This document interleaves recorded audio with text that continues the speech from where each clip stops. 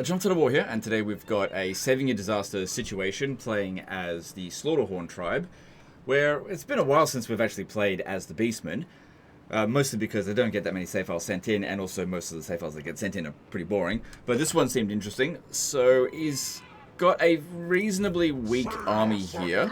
He's really late stage in the campaign, and he has to deal with a doomstack of dragons, which are particularly good against infantry spam, even though he's got some anti-large units with the Corngors. Corngors are kind of mid-tier. They're not going to be able to take on all of these damn dragons. So let's read out the email, get some context, and then let's see what we can do. So he says, "Hi Legend, I've been achievement hunting all the very hard campaign victories, and the last one I have to do is the Beastmen.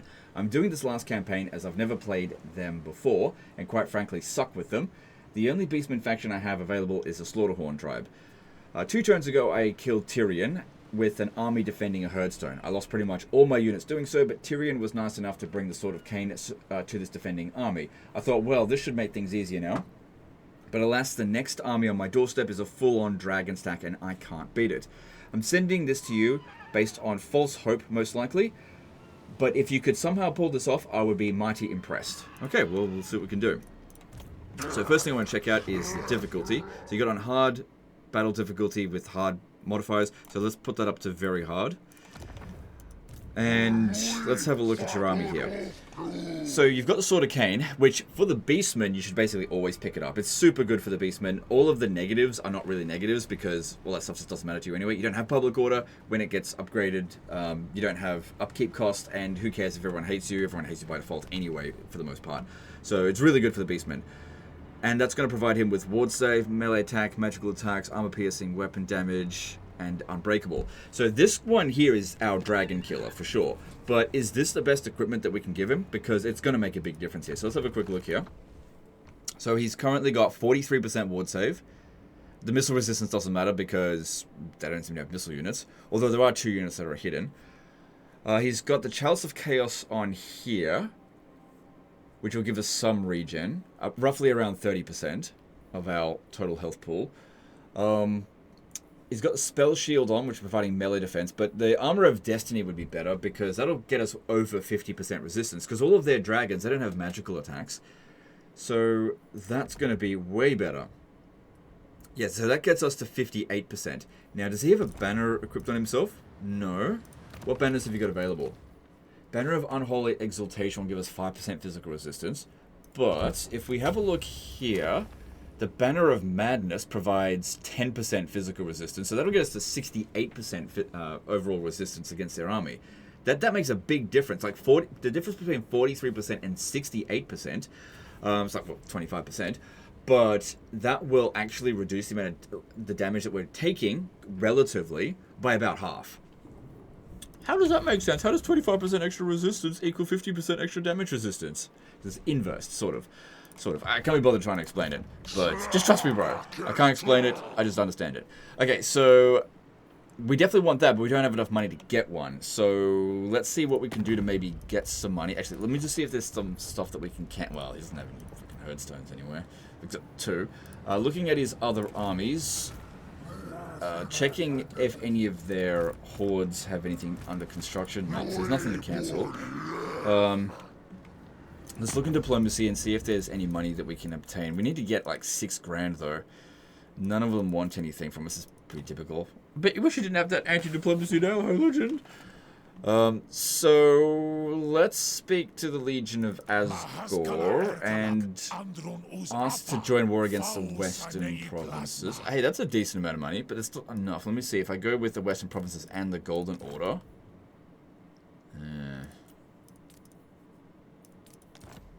Oh wow, he doesn't actually want us to go to war with them. Oh no, he does. He just, I didn't set that down. Alright, if I go with all 3 of them, that's not enough.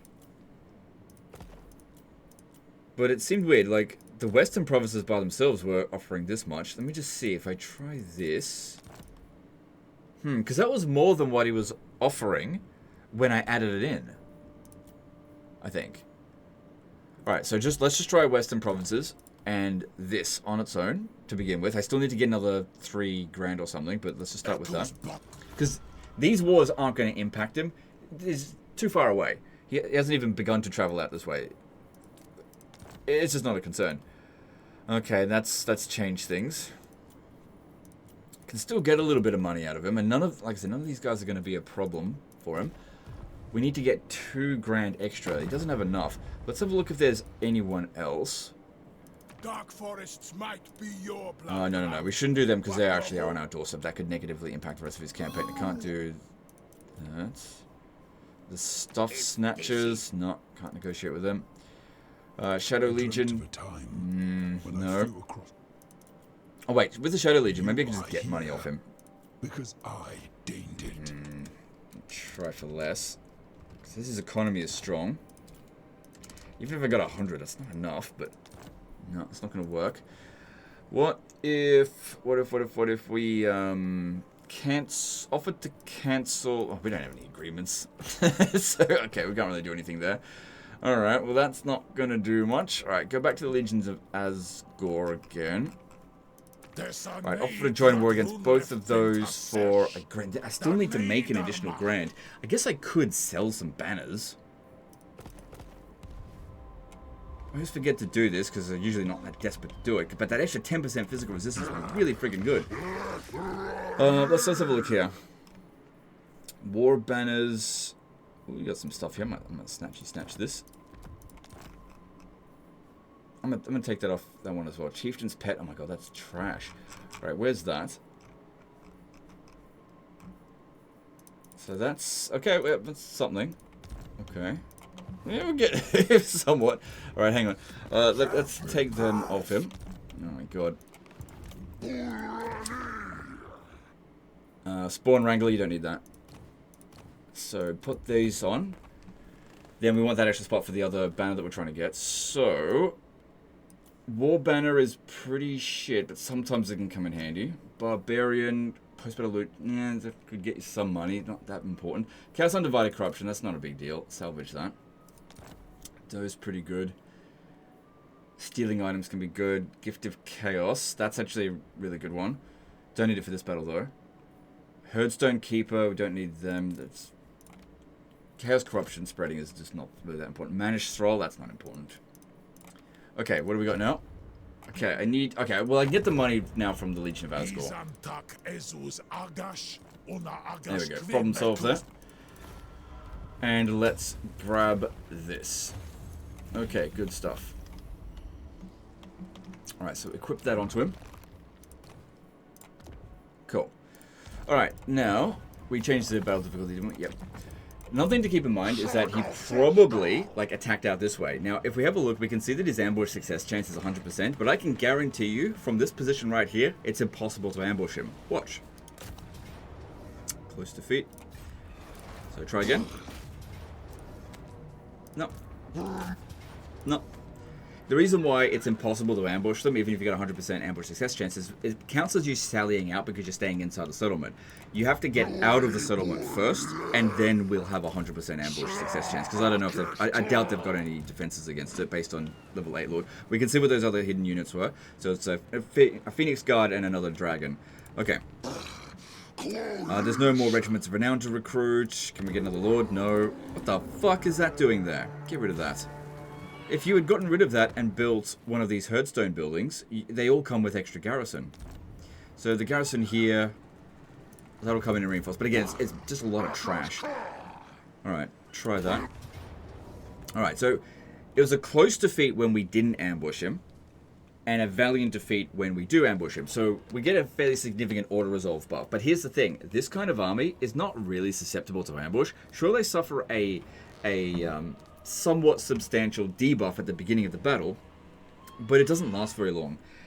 And the real value of ambushing an enemy is if they've got artillery and missile units, so that you can charge in on them from close distance so they don't get a chance to shoot at all. But the thing is, you charge in on a dragon, and even if it's got the debuff, it's still pretty much going to fight to like 80 to 90% efficiency, and then after a minute that debuff is gone anyway. The battle's going to last a lot longer than that, especially considering we've got to wait for our garrison.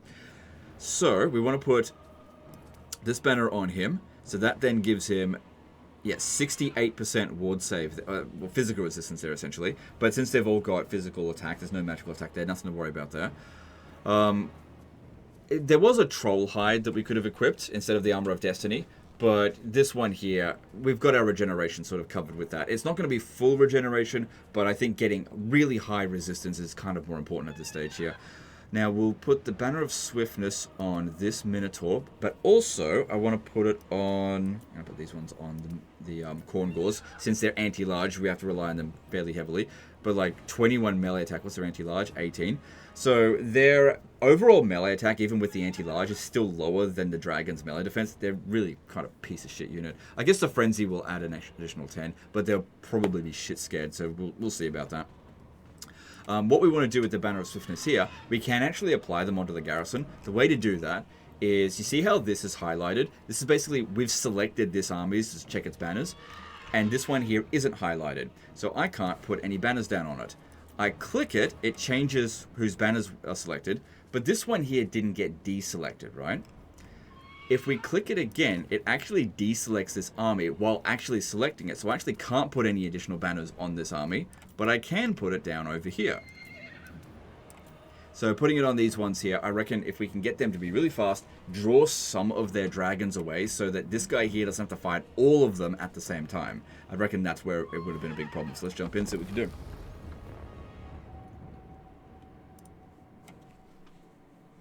But yeah, using that technique, you can actually put a banner on every single one of your units in the army. Basically what you do is, like let's just say you're playing as the Beastman, because it's a particularly good case to do it, and you've got a Minotaur Doomstack. There's a banner, the Banner of Gorok, really good for Minotaurs. Lowers their armor, but gives them a lot of extra weapon strength. Now, in Warhammer 2, you could only equip 8 of them, and prior to like the previous patch, you could only equip 1 of them. But now what you can do is basically equip all of those items, no, 6, sorry, not 8.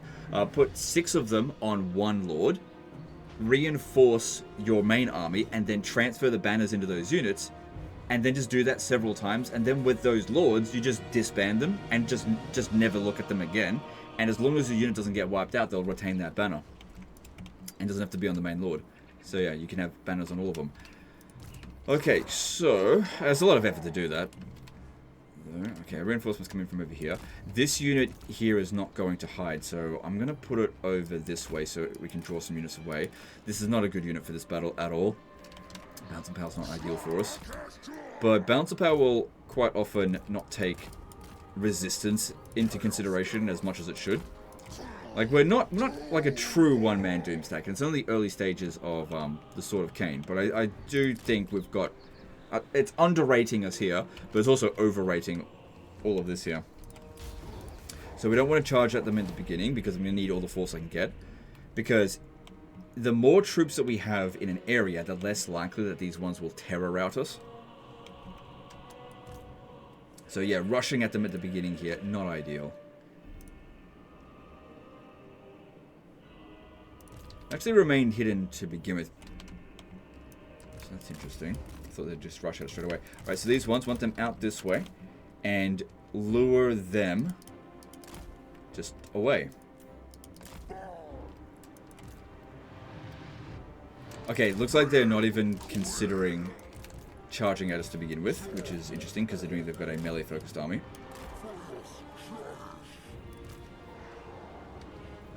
Just reorganize this a bit.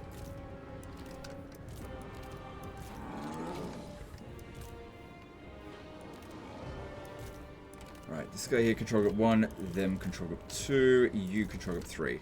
As for the rest of these infantry, it's not that important. Okay. I reckon we can get them to start charging at us if I pop down this here. Yeah, they can see the Eye of Morseleaf now. I really don't know if I should leave that one in combat for very long, but we'll see. If I can just draw as many of them over there as possible to begin with, hopefully they'll leave some units behind here, so we can pick them off. Bounce Power's still not in our favor, but that definitely helped. But again, the problem here is I've got one really good unit that can't really take on all of them, and then the rest of our guys here, they're just not good against dragons. And the one missile unit that we've got, not fantastic. Finding them in the forest, though, would be good because they will lose some of their melee attack, which is quite substantial. Alright, well, they're sending everything they've got at them. I'm going to bring him out. Hopefully they'll just send a couple back this way. Hopefully. Oh, he's revealed now.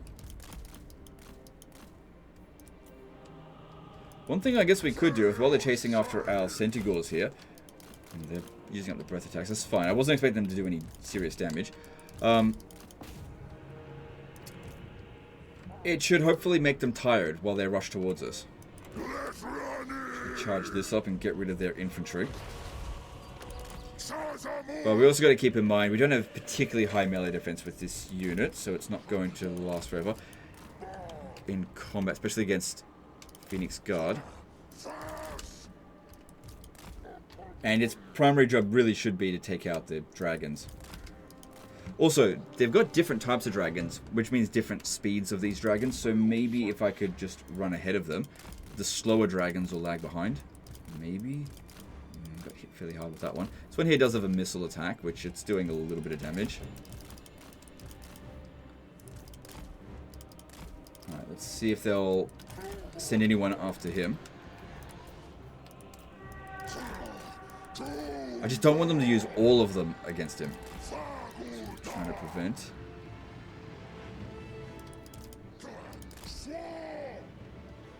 Okay, this is what I'm talking about. One star dragon, no problem. Alright, draw it in this way. No problem here. Good, the plan is working. That's it, come land on me. Yeah, this guy here should have no trouble. Okay, there's another star dragon coming in, but that's okay. We can use Dark Fortune to get some additional ward save. But I think we're good for now. Just wait in case we end up having to fight like a lot of them all at once. Alright, this is not an anti-large variant. Okay, send these ones in here to come and help. He's doing alright. So yeah, the terrain is knocking off 14 of their melee attack, while we're not getting knocked out at all, although we're slowly getting tired. Hopefully they're getting tired as well. Yeah, some of their units are getting worn out. That's good, that's what we want to see.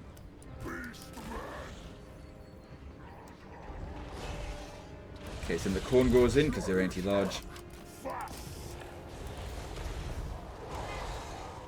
But I'm not expecting a huge amount from them. We've also got this one here for weapon strength. Yeah, let's kill them a bit quicker. That would be a good idea. Also, that's luring that one away from our beastman dude. Okay, their leadership must be getting a bit lower because they were being affected by the mortis engine effect, which is not really going to do much damage to some of these. Still, this guy here has inflicted 15,000 damage so far. That's good. Yeah, kill that one. And the corn gores are actually doing pretty well against that dragon, considering it's a star dragon. The thing is, it's really the only infantry unit that I've got that's going to do a decent job of it. But still, taking out 2 of their star dragons relatively cheaply. That's good. Good, and this guy here is still not able to use that ability again, but that's okay. Let's move them back a bit. Bit of damage. Now, if I use this now, it's only got 1 use, and I will overheal. We don't want to do that. One thing that you see the AI do whenever they take, like, I don't know, 10% damage, they'll pop down their potion of healing, and then 5 seconds into it, they're at full health, and the rest of it's just gone to waste. Nice. Yeah, they're sending everything after the Centaurs. They're not even going after this one here, because it is visible. And yeah, let's just bring them in. Even the odds as much as possible. And the fewer dragons they've got remaining, the less likelihood of them terror routing our units. Because yeah, the more of them they've got in a concentrated area, you start to suffer a leadership penalty called faster, stronger enemies nearby. Especially when the bounce power's in their favor. But by removing that advantage, that won't happen. Also, another thing is them winning or losing in combat will augment their leadership.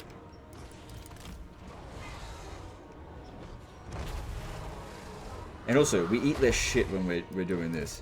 And by eating shit, I mean like when you trade poorly for balance of power. So using essentially our best units here, because they're trading well for balance of power, we are working towards the army losses so that we can inflict it earlier. Doesn't matter if we don't wipe out every single one of their units. What's important is that we don't get our units completely wiped out. This is working out really well. 4 dragons down. That worked way better than the other ones. Because they didn't have as many...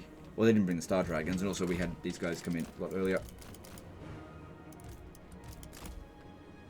Okay, let's see if they'll send a couple of dragons our way. Yep. Good. Okay, let's bring them in. So they're bringing another 2. Because, yeah, they recognize that this guy here is probably stronger than a dragon. Now they're bringing a few more because I brought more in. Alright, well, if they bring more, so should we. This would probably be a good time for these, yeah. Yeah, we were a bit blobbed up there. That's not ideal. Not great. Yeah, they sort of got us to charge in on the dragon and then had us pinned down. And unfortunately the trees didn't really block too many shots there either. Okay, doesn't look like he's going to heal to full. We're not taking flame damage, so it's not being reduced. Okay, that looks good.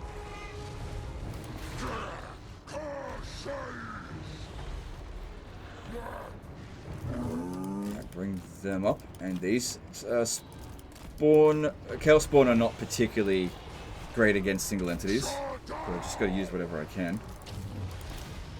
Try not to get in the way of those archers there. Okay, they're paying less attention over here now. But yeah, you can see how easily just a handful of dragons are just smashing our army. Don't send the corn gores in again. They've done enough now, I think. Otherwise, they're just going to keep getting obliterated, and they're too scared now. They've lost their frenzy bonus for the most part. This one still got it though.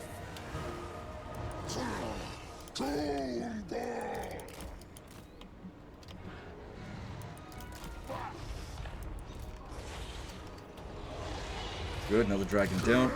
Great. He's another dragon breath on us. That's okay. Bounce power seems to be improving. So this one's not done a hell of a lot of damage. Let's move into the back. Good. Now playing our music.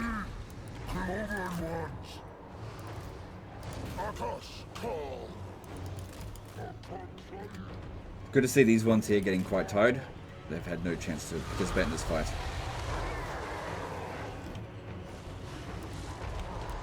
Stay in the forest. We want to keep making sure that we're debuffing them. Because yeah, beastmen don't take a debuff in the forest, even if it's large units. That's why they'll say things like no forest penalty.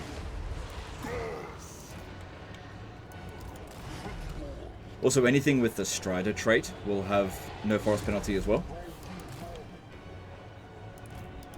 It just doesn't usually say that on it, but back a little bit. Ooh, that seemed like a big old miss. And our dude is, yeah, he's 45,000 damage. We're getting so much value out of him.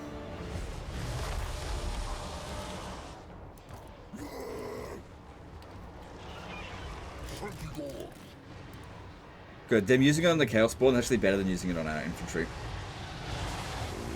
That wasn't so bad for damage.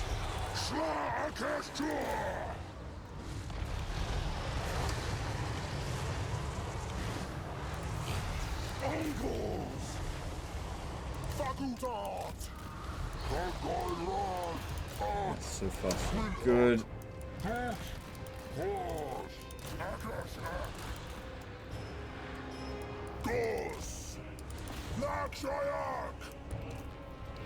I've also got this, but it's only worth using it on the infantry. If I pop it down on them, that's so stupid. If I don't want to do that. Yeah, like I said, don't want to keep the corn gores in here anymore. No, you stay out of it.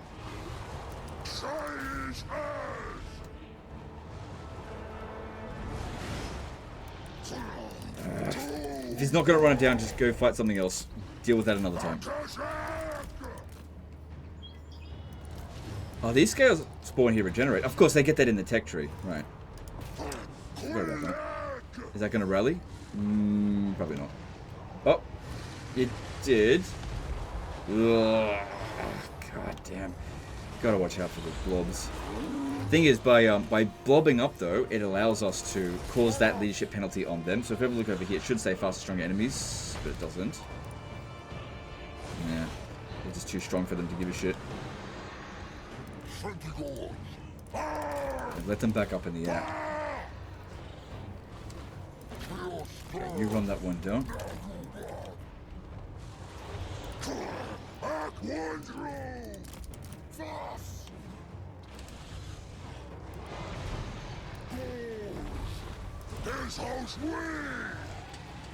Okay, popping that down on them, however, that seems fine. I was hoping it'd go the other way. It's still doing some damage to them. No, it's not. Kind of backfired on us a little bit there. Oh, wait. I don't know. They got the Madness of Cain debuff, but yeah, that was not a good cast at all. Bounce powers looks good, and there's the battle one. Alright, where are you? Get in over here and try to keep that dragon pinned down. Keep it on the ground.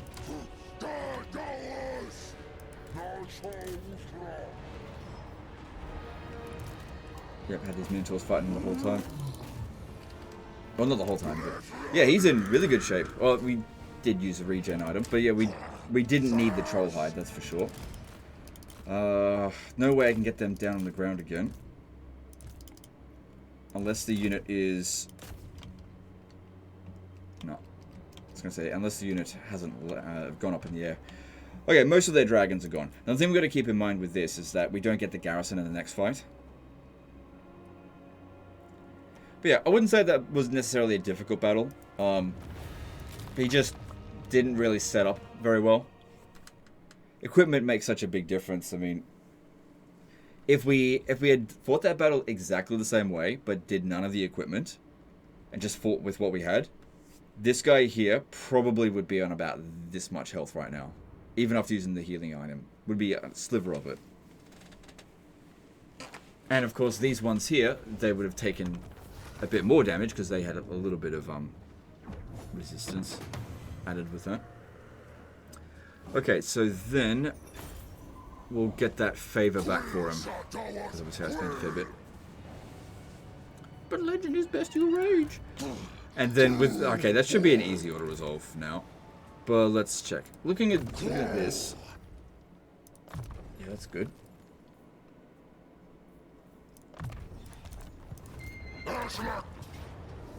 Oh wow, the garrison actually did show up. Well, none of our units get wiped out. So there we go. See ya. And that's the end of that. Good. Okay, well then you don't have anything else to worry about here. Honestly, this guy here is really bloody strong. What I would do with him is probably send him south into Lustria and go and defeat Skulltaker. But since you've got these wars going on right now, maybe heading over here and doing another ritual wouldn't be too bad. I noticed that you're only getting 150 dread from that win. Oh my god, you really fucking don't know how to play Beastmen. So at this stage of the campaign, you really should be getting about 1,000 dread per battle. Win or lose, essentially. So if we have a look here, yeah, you didn't build it. So you got 4 options. So you had a 50% chance, essentially, of picking the right herdstone. The one that you want to build everywhere is this one here. Dread gained from battles plus 20%. It's a bit weird how dread is calculated, but it actually increases the maximum amount of dread that you can get, and also the minimum amount of dread.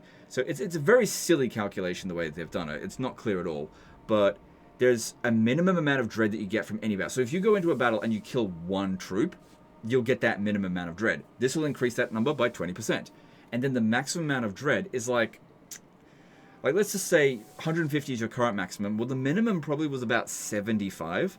So it's like it's a 50% difference. So with 5 of these, so 100% extra. Your minimum is then 150, and your maximum is then 300, and then whatever range in between. But in order to get maximum dread from a battle, you actually don't really need to go up against that much. So if you go up against like 4 full stacks thinking you're going to get shitloads of dread, not really. You're probably better off ambushing each army individually. You'd probably get the maximum dread each time. That would be a better way to go about it. Like I said, the dread calculation is fucking stupid.